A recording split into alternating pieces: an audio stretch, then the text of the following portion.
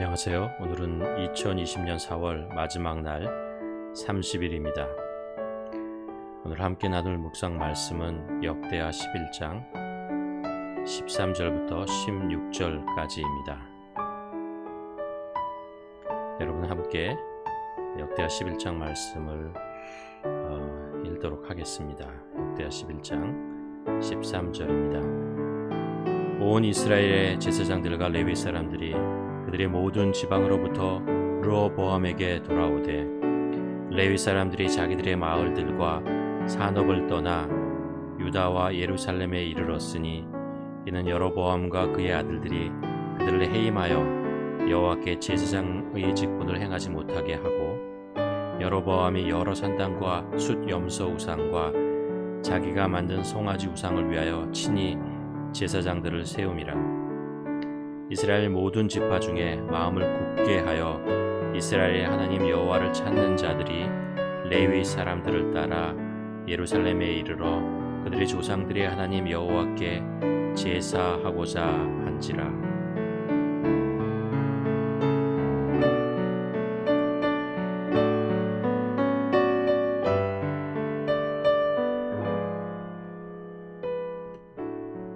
이스라엘은 다윗과 솔로몬 이후에 두 나라로 갈라지고 맙니다. 120년의 통일 왕국이 끝나고 이제 250여 년의 분열 왕국이 시작됩니다. 솔로몬의 아들 르호보암이 왕이 된 남유다, 그곳은 유다와 베냐민 지파로 구성되었습니다. 그리고 나머지 10지파가 여로보암을 왕으로 하여 북이스라엘을 세우게 됩니다. 두 왕에 대해서 가만 생각해 보면 남유다의 르호보암은 하나님의 약속을 받은 다윗의 혈통으로 왕이 될 자격을 가지고 있었습니다. 그리고 북이스라엘의 여로보암은 하나님께서 일찍이 솔로몬 왕 때의 범죄함을 보시고 선지자 아이야를 통하여 이스라엘 10지파의 왕이 될 것을 예언하셨습니다. 그런데 두 사람은 왕이 된 후에 결정적인 잘못을 합니다. 남유다의 르호보암이 왕이 되자 솔로몬 시대에 많은 노동으로 고통을 당했던 북쪽의 10지파 대표들이 와서 이제 백성들에게 선정을 베풀 것을 요구합니다. 그런데 르호보암은 백성들의 고통을 외면하고 선대왕 솔로몬보다 백성들에게 더 큰 노역을 가할 것이라고 엄포를 놓게 됩니다. 아마도 왕권을 강화하기 위해서 백성들의 불만을 들어주는 것보다 강하게 밀어붙여 왕의 권위를 세우려고 했던 것 같습니다. 결국 이런 일에 실망한 10지파는 돌아가서 유다 지파의 르호보암을 왕으로 인정하지 않고 여로보암을 자신의 왕으로 세워 나라를 세우게 됩니다. 이것이 북이스라엘이 되죠. 북이스라엘 여로보암은 왕이 된 후에 자기 백성들이 절기 때마다 남유다 예루살렘에 있던 성전에 가서 제사를 드리게 될 것이 두렵습니다. 혹시 갔다가 안 돌아오거나 아니면 돌아와서 불만을 품고 자기의 왕권을 뒤엎게 될 것을 걱정하게 됩니다. 그래서 여로보암은 베델과 단에 금송아지를 만들어 세우고 이것이 우리의 신 여호와다라고 공포합니다. 그뿐 아니라 많은 산당을 짓고 레위 자손이 아닌 일반 백성 가운데서 제사장을 임명하고 그리고 자기 마음대로 절기를 정하게 됩니다.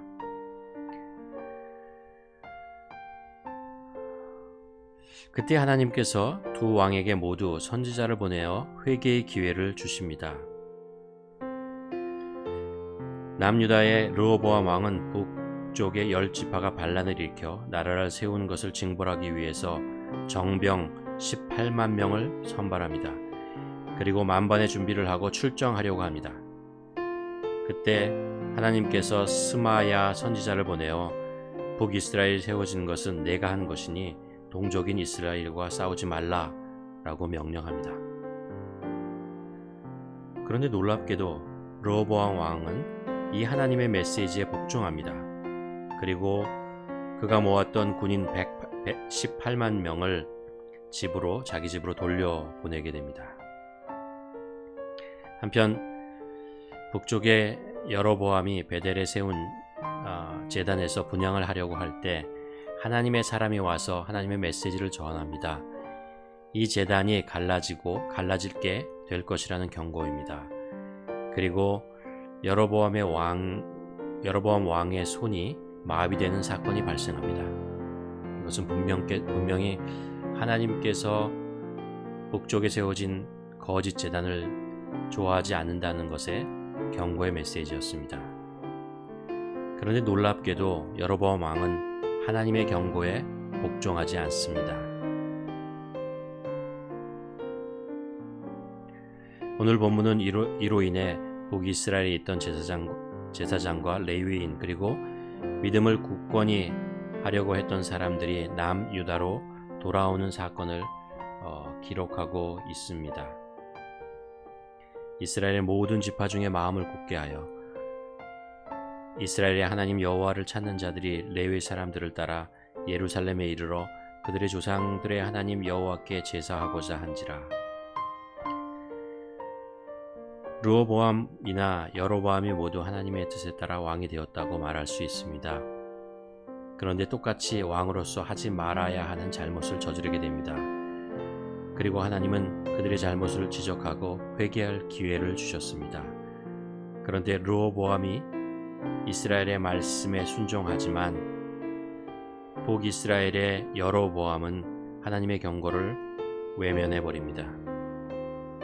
여기서 남유다와 북이스라엘의 운명이 갈라지게 됩니다. 이어지는 남유다의 왕들은 죄를 범하고 잘못을 할 때가 있었지만 후대의 왕들이 회개하고 그 잘못을 바로잡아 나갑니다.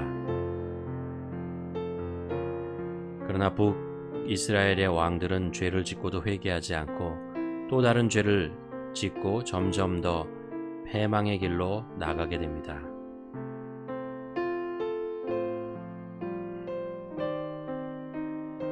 여러분, 그렇지 않습니까? 하나님은 신실하신 분이십니다. 그래서 하나님의 백성을 사랑하시고 축복의 약속을 말씀하시고 그것을 끝까지 지키고 이루십니다. 그래서 비록 하나님의 백성들이 하나님을 외면하고 죄를 지어도 바로 심판하지 않으시고 선지자를 보내셔서 경고의 메시지를 전하십니다. 그리고 인내하시며 백성들이 회개하고 돌아올 기회를 주십니다. 솔로몬이 여호와의 성전을 짓고 낙성식을 끝냈을 때 하나님께서 밤에 나타나셨죠. 그리고 축복의 약속의 말씀을 전하십니다. 그리고 그 중에 이런 말씀을 하십니다. 내 이름으로 일컫는 내 백성이 그들의 악한 길에서 떠나 스스로 낮추고 기도하여 내 얼굴을 찾으면 내가 하늘에서 듣고 그들의 죄를 사하고 그들의 땅을 고칠지라. 이제 이곳에서 하는 기도에 내가 눈을 들고 귀를 기울이리라. 남유다와 북이스라엘 역사를 통해서 계속해서 들려오는 선지자의 메시지가 있습니다. 이제 여호와께 돌아가자. 우리가 범죄하였을지라도 우리 하나님은 신실하시고 우리를 사랑하시기 때문에 우리가 우리의 자세를 낮추고 여호와께 돌아가자. 그러면 여호와께서 우리의 죄를 사하시고 용서하시고 우리를 다시 회복시키실 것이다.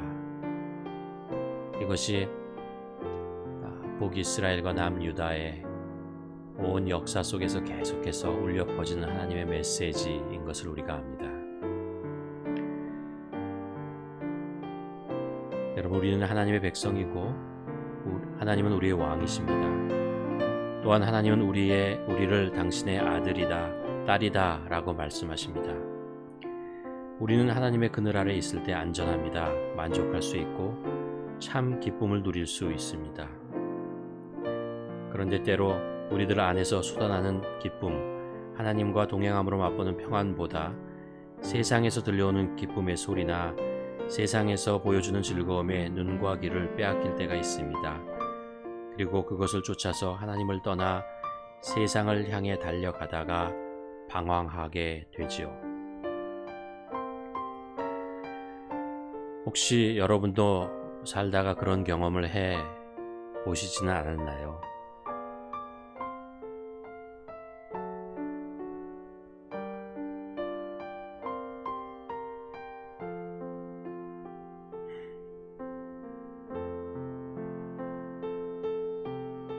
이럴 때 하나님께서 들려주시는 메시지가 분명히 있습니다. 이제 돌아오라. 내게로 돌아오라.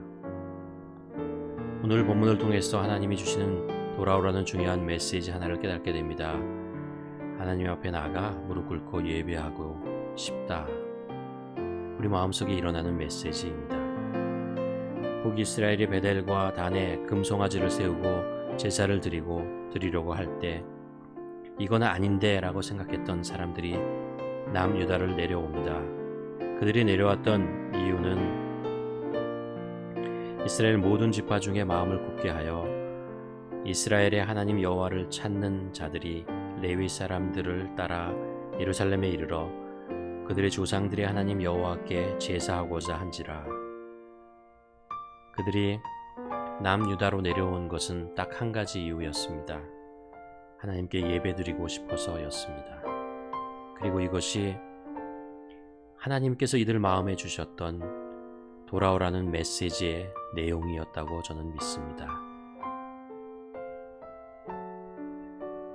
이 본문을 묵상하면서 이들의 마음을 생각해 봅니다. 그리고 동감하게 됩니다. 내 안에 아주 작은 믿음이라도 있으면 내가 비록 범죄하고 하나님을 떠나 있을 때라도 문득 예배의 자리를 떠오르게 하고 그 자리를 그리워하게 만듭니다. 어쩌면 우리 인생에서 지금이 가장 예배의 자리가 그리울 때가 아닌가 합니다.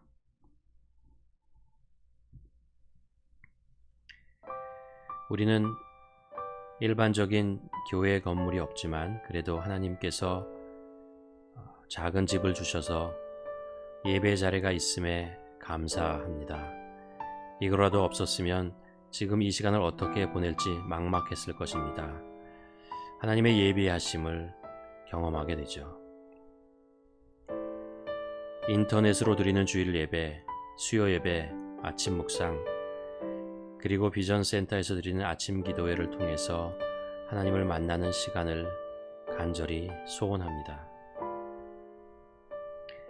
세상이 조용하게 되어서 그 화려함과 유혹이 잠시 멈춰 있을 때 우리의 심령이, 우리의 중심이 하나님께 돌아가는 기회가 온 것이 아닐까요?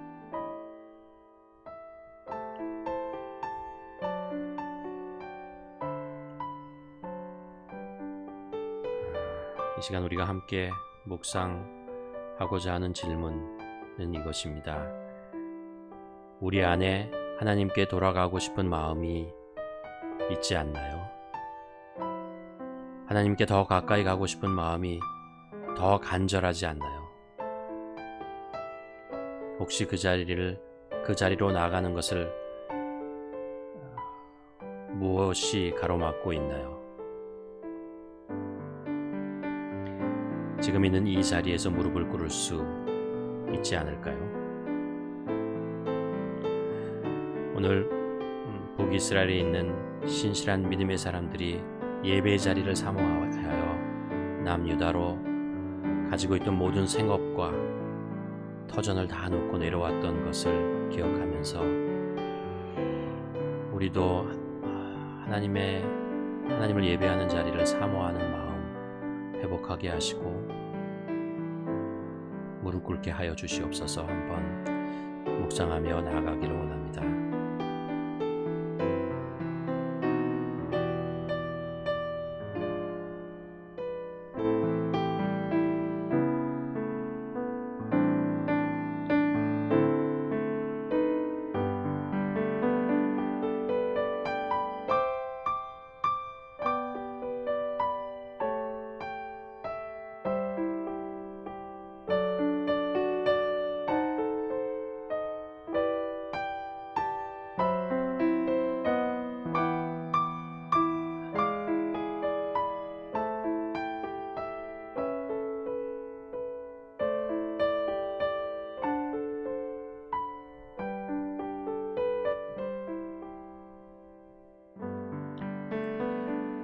하나님 아버지, 하나님의 임재를 사모합니다.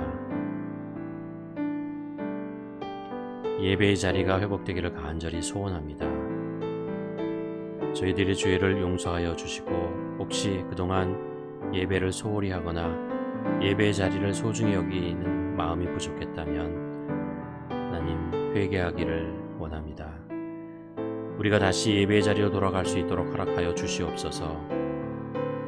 예수님께서 십자가에서 몸을 찢으시며 우리에게 하나님의 임재의 자리로 나아가는 길을 열어주셨다는 것을 우리가 압니다. 우리들이 함께 모여 그 자리에서 하나님을 마음껏 경배하는 시간을 앞당겨 주시옵소서. 예수님의 이름으로 기도합니다. 오늘도 우리가 있는 이 자리에서, 우리가 보내고 있는 이 자리에서 하나님의 임재를 사모하고 또 하나님의 예배의 자리를 사모하는 마음으로 하루를 살아가는, 그래서 하나님이 주시는 임재의 기쁨과 평안을 누리는 한 주가 되기를, 하루가 되기를 주님의 이름으로 간절히 축원합니다.